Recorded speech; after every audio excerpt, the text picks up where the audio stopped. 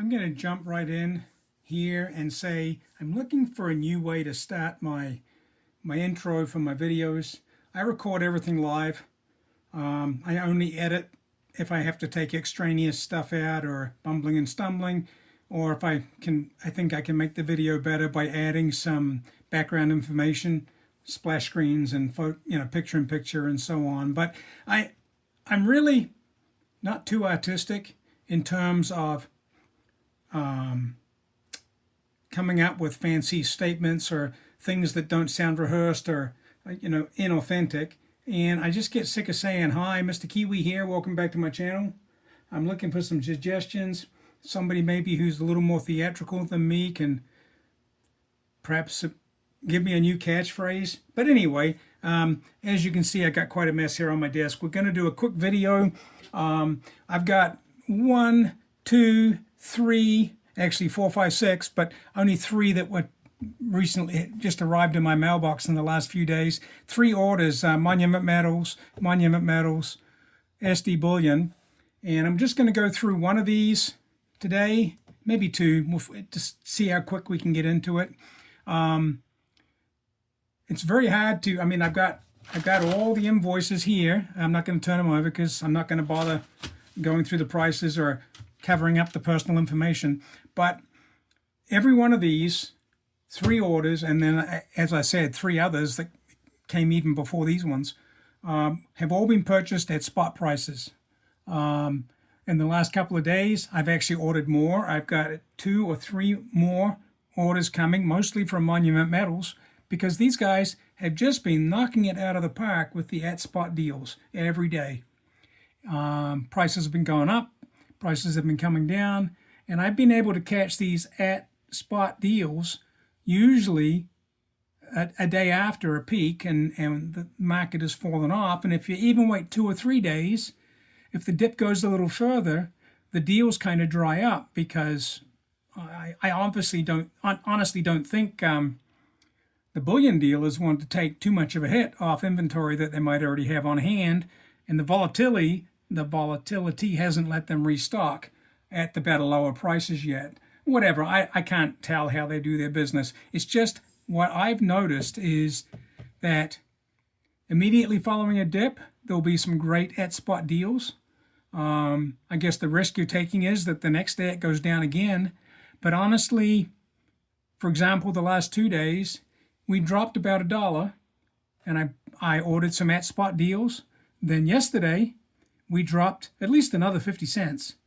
But I noticed that the prices that I could get on the deals yesterday were still higher than what I'd paid the day before, even with the spot price being higher. And that's simply because the spot price may have gone down, but there was no sales, there was no deals.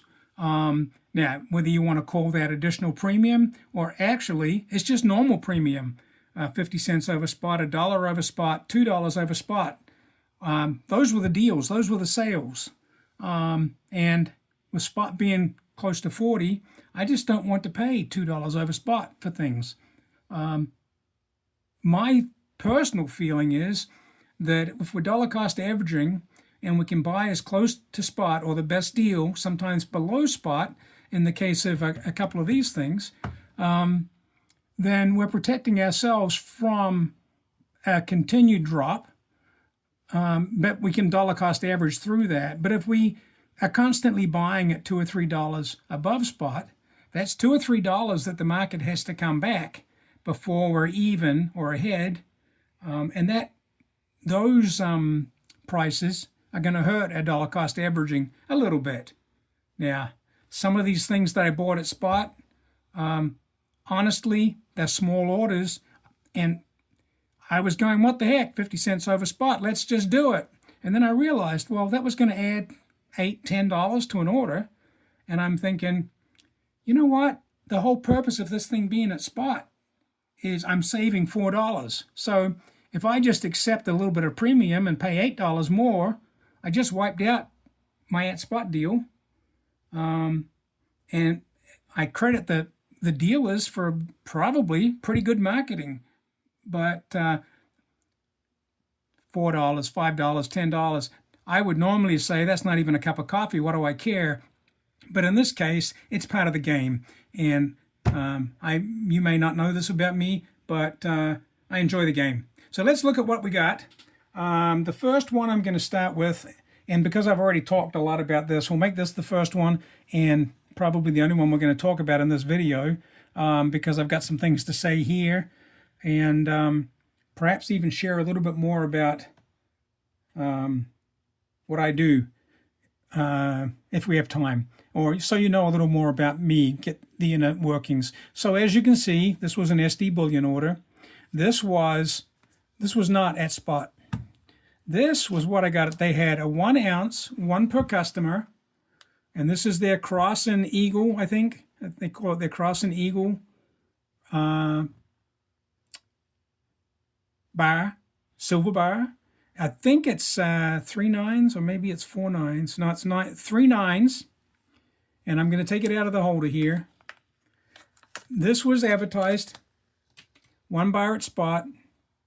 I could look at what I paid for it, but it was a really good price. It was, I think, probably $37.50 or $38.50. Let me see if I've got the paper. I don't think no, they've got a shipper here, but they didn't put the price. I could look it up on my email. But this is the point that I wanted to make.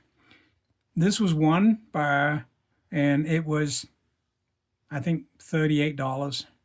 Maybe it was 38 and some change. Anyway, to get free shipping, you had to spend $200. So the best deal that SD Bullion had on their website that day was junk silver, in this case, random 90% silver $half.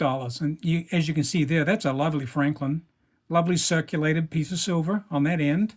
And on the other end, we've got an almost proof-like Kennedy, 90% silver $half. And I think I paid 28 times face for this, which was about 50 cents over. So I paid if it was, it probably wasn't 50 cents. It might have been about 25 cents over spot at the time. So I only spent about $2 over spot to get this and save $10 shipping. So I came out $8 ahead. I got a piece of spot silver, which is a lost leader from their point of view, and I bought something else. So they made 2 sales. The point that I want to get to, if you're still with me and you listen this long, this is a horrible, ugly piece of junk, right? SD Bullion, are you listening? I think the reason that you're selling these cheap is nobody wants them. And I don't mean to be harsh, but why would they? This thing is dinged, it's marked up, and it's milk spotted. The design is not great to begin with. I'm not sure about the relief on this. I think the relief is too much to be laser engraved, but it looks very much like this was laser engraved because of the detail on it. Now, that's probably not true, because if it was laser engraved, the inverse, the incuse, would not be the shiny part, right?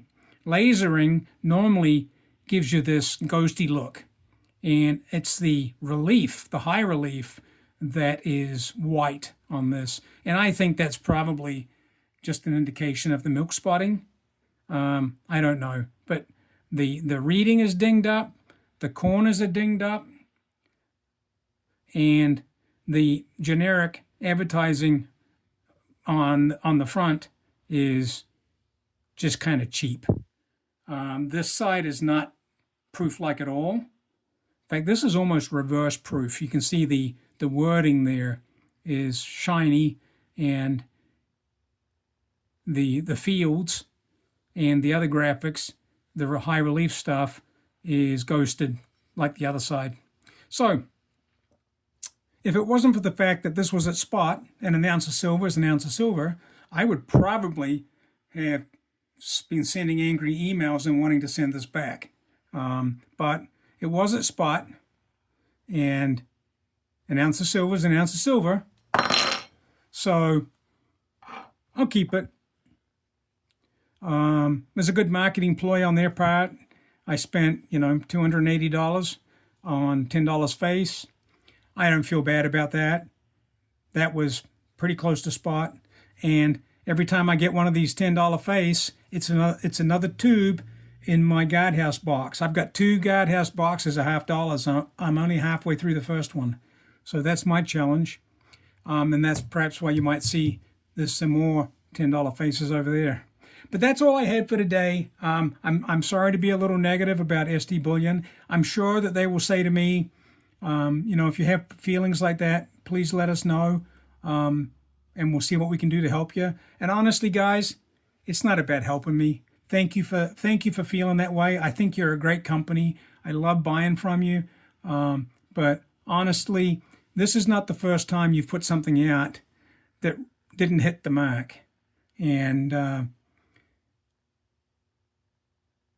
all I'm doing is giving my opinion.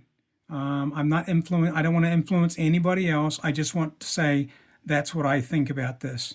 Now, I may go back and bleep out the things that I said about junk and so on, but because this is better than junk, it's 999 silver instead of 90% silver. See what I did there? All right, that's enough. Thank you, everyone. Hit me in the comments. Tell me if I'm being too harsh on this, or if you like an honest opinion. Also, tell me if you've got any catchphrases that I might use that would be original, that you're not planning to use yourself, so you don't mind me taking it. Anyway, thanks, and hit me up in the comments. Roast me if you like. I'm okay with that.